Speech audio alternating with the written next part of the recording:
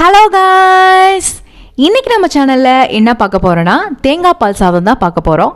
அதுக்கு முன்னாடி சேனல் இன்னும் சப்ஸ்கிரைப் பண்ணலைன்னா சப்ஸ்கிரைப் பண்ணிக்கோங்க. வாங்க வீடியோக்குள்ளே போகலாம்.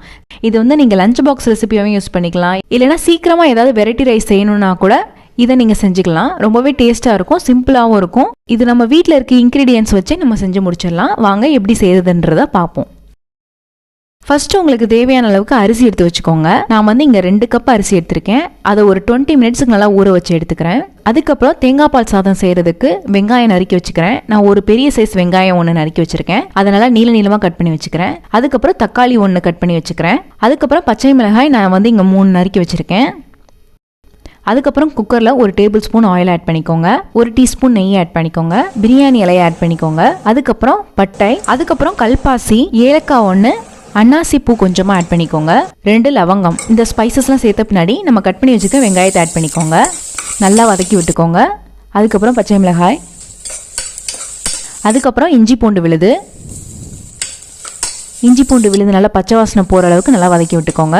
அதுக்கப்புறம் தக்காளி நல்லா வதங்கின பின்னாடி புதினா இலைகள் ஆட் பண்ணிக்கோங்க. இது எல்லாமே நல்லா வதங்கின பின்னாடி நான் இங்கே 3 கப் தேங்காய் பால் ஆட் பண்ணியிருக்கேன். இது எல்லாத்தையும் சேர்த்து நல்லா மிக்ஸ் பண்ணி விட்டுக்கோங்க. 1/2 டீஸ்பூன் கரம் மசாலா ஆட் பண்ணிக்கோங்க.